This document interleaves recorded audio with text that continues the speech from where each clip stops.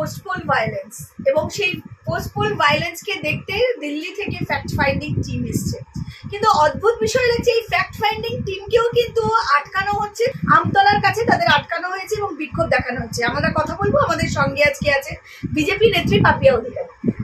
পাপিয়াদি, fact finding team কিন্তু এই যে মানুষের যে দুরবস্থা, পোস্টপোল ভায়োলেন্স, তারা ঘর ছাড়া, কিভাবে তারা তাদের ঘর দৌড় ব্যবসা পাতি সমস্ত কিছু চলে গেছে, তারা একটা জায়গায় কোথাও একটা নিরাপত্তার খোঁজে তারা আশ্রয় নিয়েছে, এবং বিজেপির যারা নেতৃত্ব তারা আশ্রয় দিচ্ছে, সেই জায়গাটাকে দেখতে এসছে, সেখানেও তাদেরকে আটকানো হচ্ছে। কিভাবে দেখছো বিষয়টাকে? আমি জিজ্ঞেস করছি, যারা আটকাচ্ছেন তারা আপনারা কারা? আপনারা কি এই রাক্ষসী বংশের সঙ্গে জড়িত আছে বলে আপনারাও রাক্ষস হয়ে গেলেন?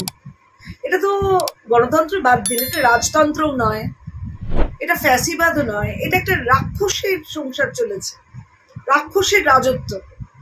এই রাক্ষসের হিরণ্যকশিপুর কথা মনে আছে তো? তার ছেলে ছিল ভক্ত প্রহ্লাদ।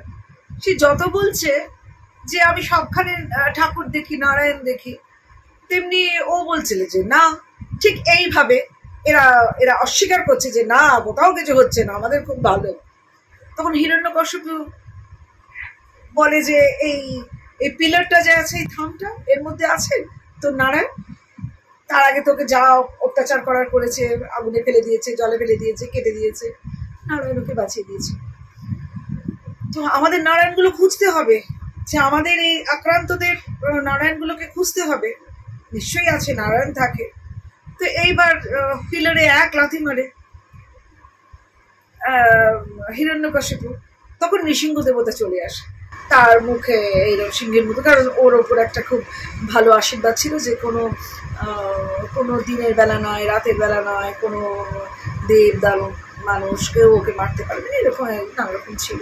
তো ওকে কোলের মধ্যে নিয়ে ওর নখ দিয়ে, কোনো কিছু দিয়ে নয়, নখ দিয়ে ওর বুকটা ছিঁড়ে রক্তটা পান করেছিল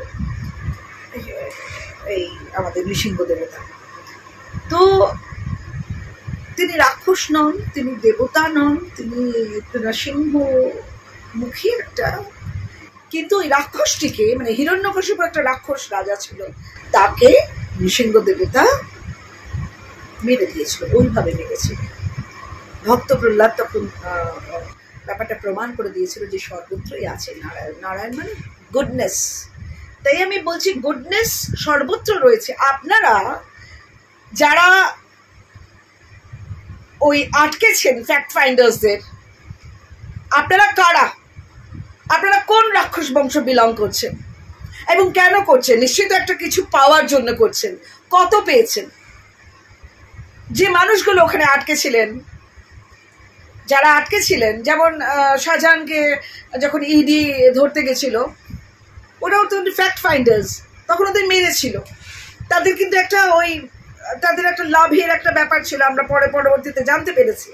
বেরি টেরি ও টাকা পয়সা, বেআইনি অস্ত্র, বিশাল ব্যাপার। আপনারা কিসের জন্য আটকেছেন? আপনারা কি পাবেন? কতজন মানুষ ছিলেন? নিশ্চয়ই খুব কম মানুষ ছিল, তাই না দীপান্বিতা? নিশ্চয়ই কম মানুষ ছিল। সেই মানুষগুলো যারা আটকেছেন, আপনারা কি পাবেন? আমাদেরকে বলুন, আমরা দেবো আপনাদের, আমরা দেবো। But let the truth comes out. সত্যটাকে তো বার করতেই হবে, সত্যকে উদ্ঘাটন করতেই হবে।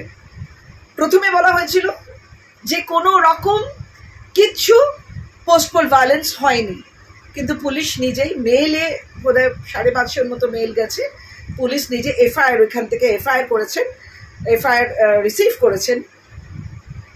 এফআইআর ওরা করেছেন বোধহয় 150টার মতো, 150টা, অতটাও নয়। তার মানে তো মেনে নিয়েছে, প্রশাসন মেনে নিয়েছে যে পোস্টপোল ভায়োলেন্স হয়েছে। এবার ফ্যাক্ট ফাইন্ডার্সরা যখন রয়েছেন, আপনারা কি প্রশাসনেরও উপরে? আপনাদের জিপ কত লম্বা, কত lock lock lock lock lock lock lock lock lock lock lock lock lock করছে। না, আমার না, মানে রাগেতে আমার গা কাঁপছে, শুধু আমার নয়, প্রত্যেকটা বঙ্গবাসীর রাগে গা কাঁপছে। আর আপনাদের খারাপ লাগছে না? সারা পৃথিবীর মানুষ আমাদের পশ্চিমবঙ্গকে দেখছে, আপনাদের জিভ লক লক করছে। আরো আরো আরো কি পাবেন? পাবেনটা কি? তারা যে কোটি কোটি কোটি কোটি দুর্নীতি করেছে তার থেকে খানিকটা, তাই না? সেটাই তো পাবেন।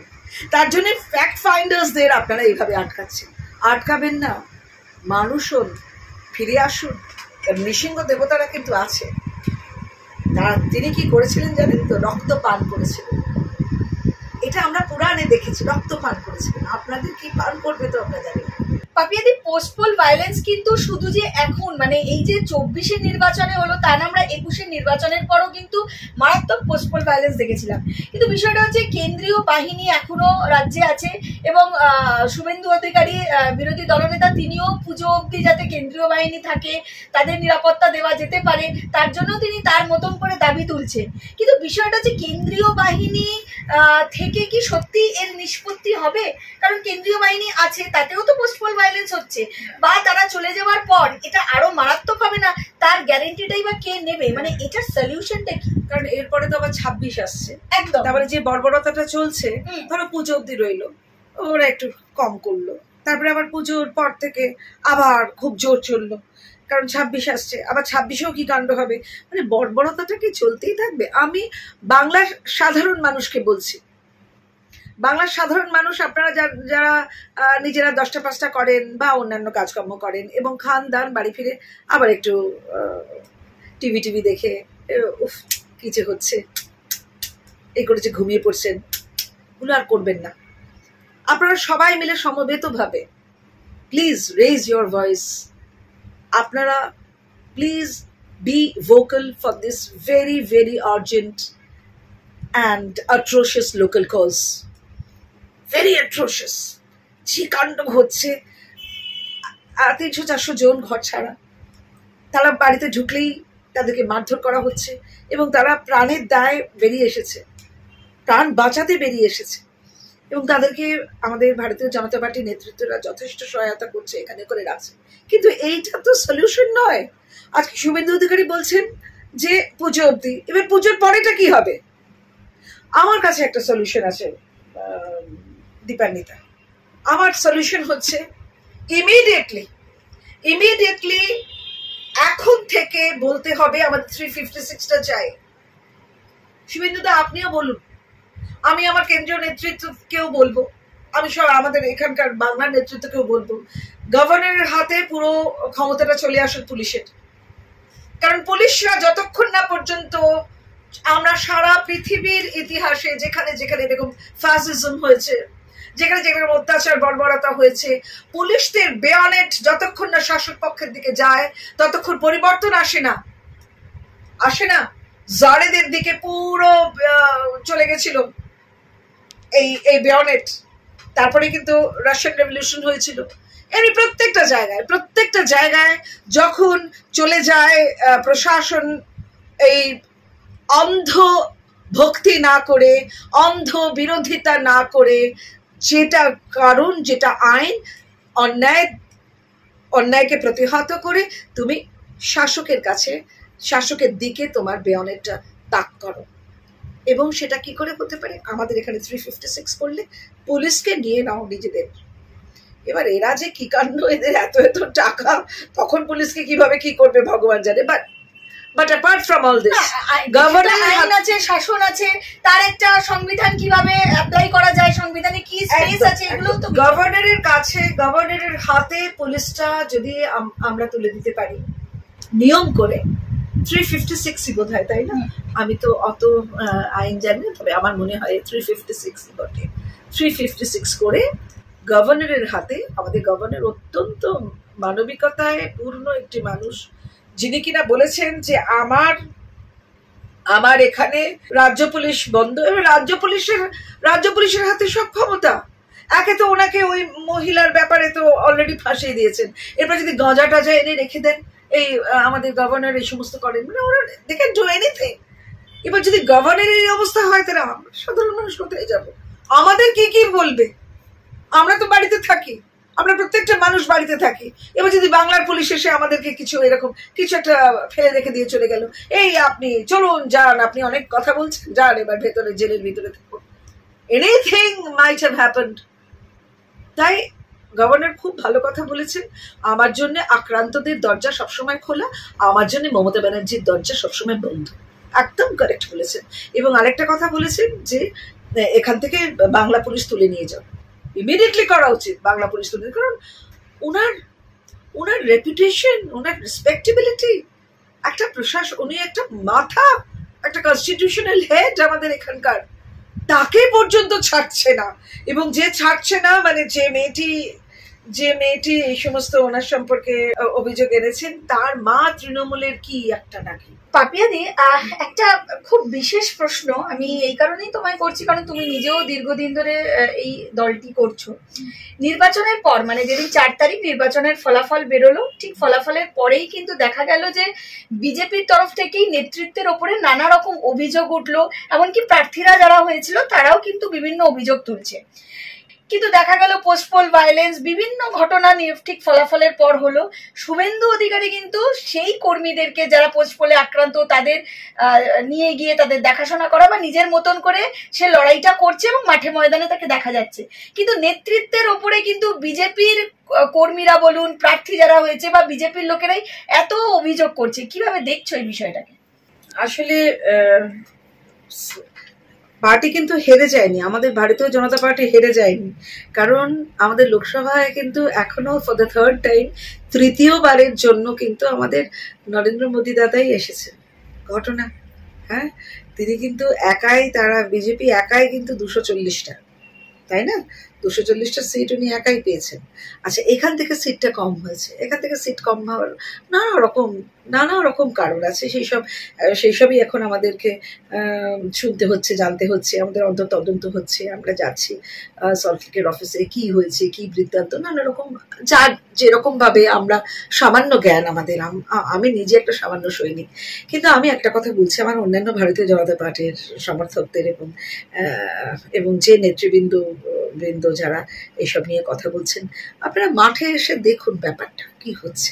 এই মানুষটা, এই শুভেন্দু অধিকারী, তিনি কিন্তু সকাল থেকে রাত অব্দি নিজের পয়সায় উনি ফিকির করেন না, উনি নিজের পয়সায় আক্রান্তদের বাঁচাচ্ছেন, আক্রান্তদের কাছে যাচ্ছেন, তাদেরকে ঠিক জায়গায় রাখছেন, তাদের খাওয়া দাওয়া এভরিথিং। এবং আমরা ভোটের সময় দেখেছি যে একটা মানুষ, মানে আমরা নিজেরা যারা অভিনেতা, আমরা সকাল থেকে রাত অব্দি কাজ করি, ঠিক আছে, কিন্তু উনি আর এই প্রচন্ড গরমে, আমরাও যারা প্রচারে ছিলাম গেমে স্নান হয়ে যেতাম, কিন্তু উনি এক দিনে অতগুলো সভা করেছে, রাত্রি 10টা-11টা অব্দি। আপনারা ভাবুন, সেই মানুষটা এত চ্যালেঞ্জ নিয়েছিলেন, কিন্তু চ্যালেঞ্জ নিয়েছিলেন যাদের উপর উনি চ্যালেঞ্জ করেছিলেন, তাদেরও তো ইকুয়াল দায়িত্ব আছে, তাই না, ইকুয়াল দায়িত্ব আছে। ওইটা বললে হবে না যে ওই লোকটা উনি হয়তো বলেছিলেন, কেউ বলে না, কারণ আমাদের এটা ভীষণ রেজিমেন্টেড পার্টি। কেন্দ্রীয় নেতৃত্ব যতক্ষণ ইয়েস করবে, কারোর ক্ষমতা নেই নিজের মতো প্রার্থী নির্বাচন করার। না না না না না, এটা আমি যতদূর ভারতীয় জনতা পার্টি বুঝেছি সেটা কিন্তু মোটেই না। তো যাই হোক, এখন যদি কেউ শুভেন্দু বাবুর দিকে আঙুল তোলে, আমি তাদেরকে প্রত্যেককে বলবো মাঠে এসে কাজ করুন। ওনাকে কিন্তু কেউ বলে দেয়নি এইগুলো করুন, উনি করছেন এবং চোখের সামনে দেখতে পাচ্ছি উনি করছেন, এবং উনি খুব রেজিমেন্টেড ভাবে করছেন, ডিসিপ্লিন ভাবে করছেন, কাউকে এতটুকু তার কারো রেসপেক্টেবিলিটি কম না করে কাজ করছেন, এটা কিন্তু দেখার মতো। এখানে প্রশ্ন, পাপিয়াদি, বিজেপির কোর কমিটির মধ্যে প্রায় 20-21 জন মতন কোর কমিটি টিমের মেম্বার, যেটুকুনি আমরা জানি, তো বাকিরা কোথায়? এই প্রশ্ন তো বারবার উঠছে। শুভেন্দু অধিকারীকে দেখা যাচ্ছে কর্মীদের পাশে, গোটা নির্বাচন গেল তিনি রীতিমতন তার মতন করে প্রচার থেকে শুরু করে, লড়াই থেকে শুরু করে, প্রার্থীদের পাশে দাঁড়ানো, ক্যাম্পেইন করা, যা মিটিং মিছিল যা আছে। কিন্তু প্রশ্নটা এখানে, নেতৃত্বের বাকিরা কোথায়? কারণ এই কর্মীরা কিন্তু সারা বছর এই নেতৃত্বদের নিয়েই কাজটা করে, এই নেতৃত্বের মাথায় নিয়েই কাজটা করে। একটু তোমার বোধহয় ভুল হচ্ছে, প্রত্যেকেই কাজ করেছে, কাজ কিন্তু সবাই করেছে, সংগঠিত ভাবে কাজ করেছে, প্রত্যেকেই প্রচন্ড গরমে ঘামে ভিজে সবাই কাজটা করেছে।